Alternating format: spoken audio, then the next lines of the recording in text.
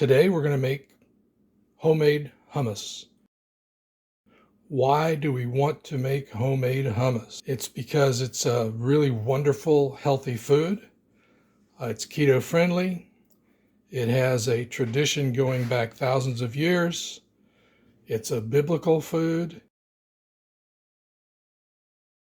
It's still eaten today, made and eaten today throughout the Middle East, North Africa, Mediterranean Europe. It's a staple food. It's very healthy for you. It has olive oil, lemons, garlic, and chickpea. Chickpea is very high in protein. That's why it's keto friendly. And it's very nourishing, has lots of other vitamins. So a lot of doctors are recommending this food for cardiovascular health. So let's see why we want to make homemade instead of buying off the shelf. This is a very prestigious, highly advertised, expensive brand of hummus. Let's see what's in the ingredients. If we look here, we see that it has chickpeas, but there's no olive oil, 0 olive oil. It has canola oil. Well, canola oil, that's not so good.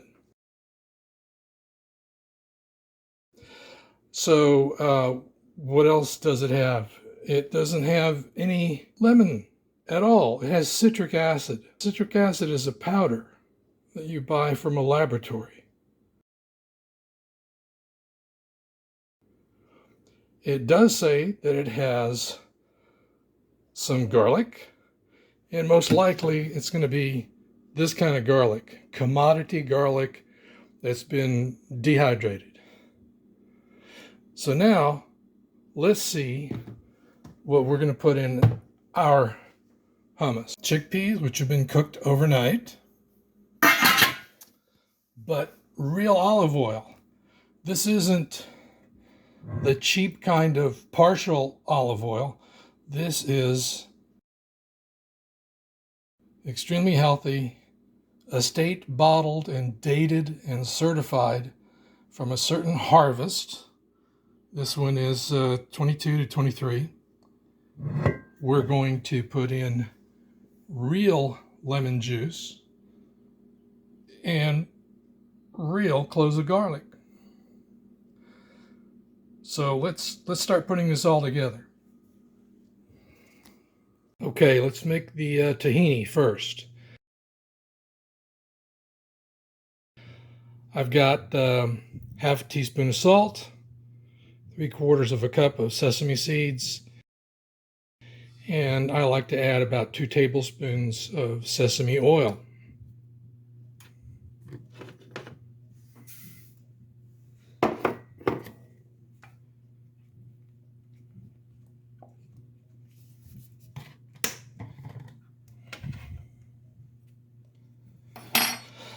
So this will toast for a few minutes. Now, when the sesame seeds are nicely toasted to a golden brown, we'll take them from here, put them in a blender cup with about 1/4 cup of water. Okay, we're ready to blend, and we'll get tahini out of this.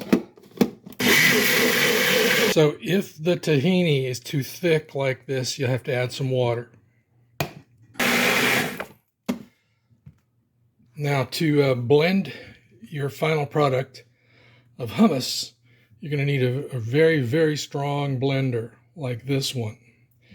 And what I like to do is I like to put the liquids in first, and then the chickpeas go last. Because if you don't do that, you will have a clogged up mess to begin with that you'll have to add a lot of liquid to recover the process.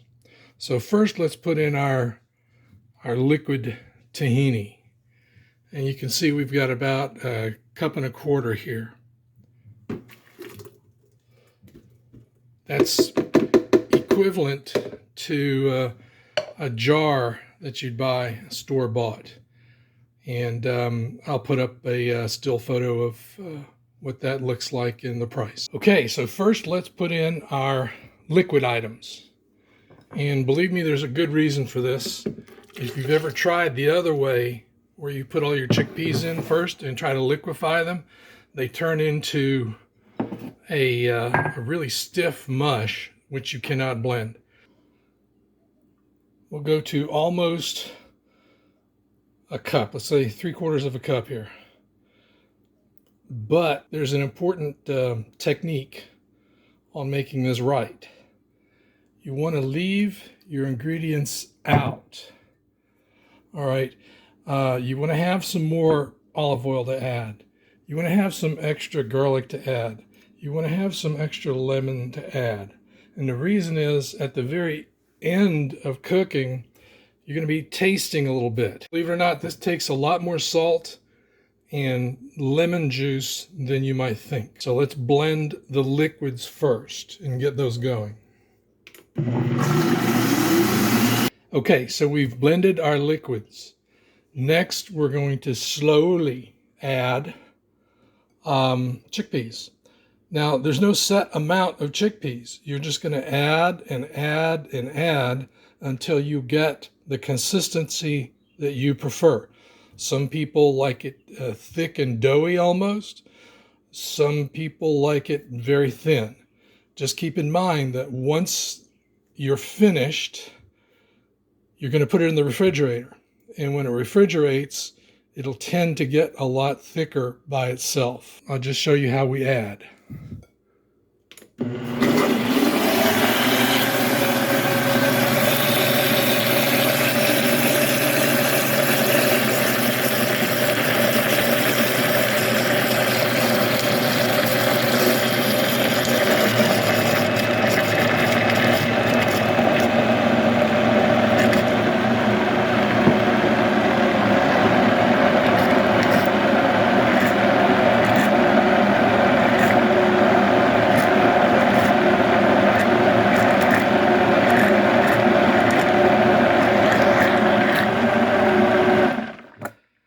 So now you'll notice that the blender slowed down a lot when we added the chickpeas.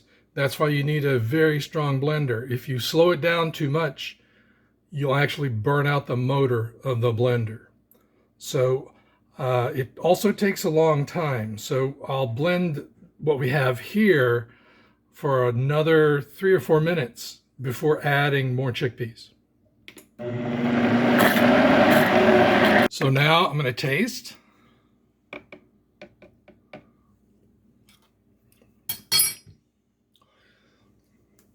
That needs a tiny bit more salt.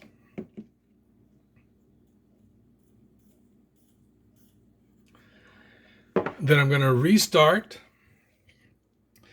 and add slowly the rest of this. In fact, I might not add all of this because it might get too thick.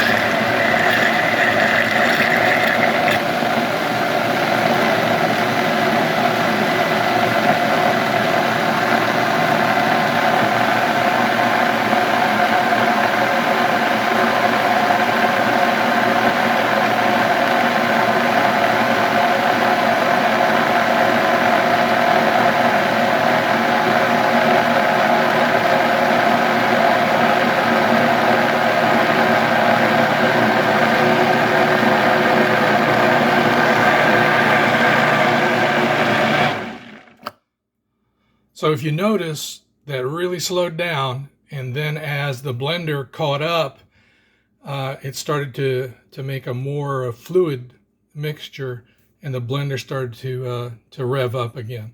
So it looks like I'm almost at the end.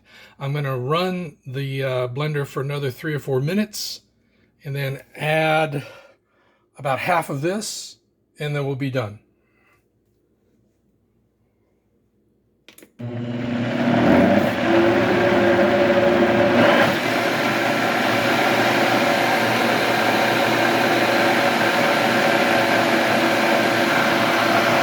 And I like to add the garlic at the end because it makes the flavor taste a little more fresh and intense.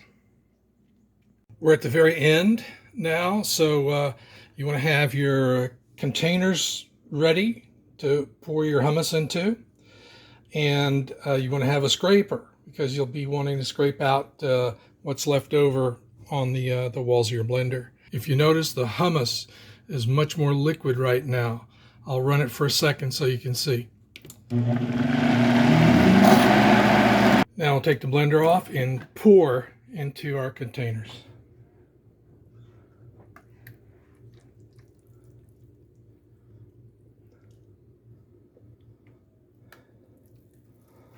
So don't worry that it's too liquid. After some refrigeration, it becomes just like the store-bought type.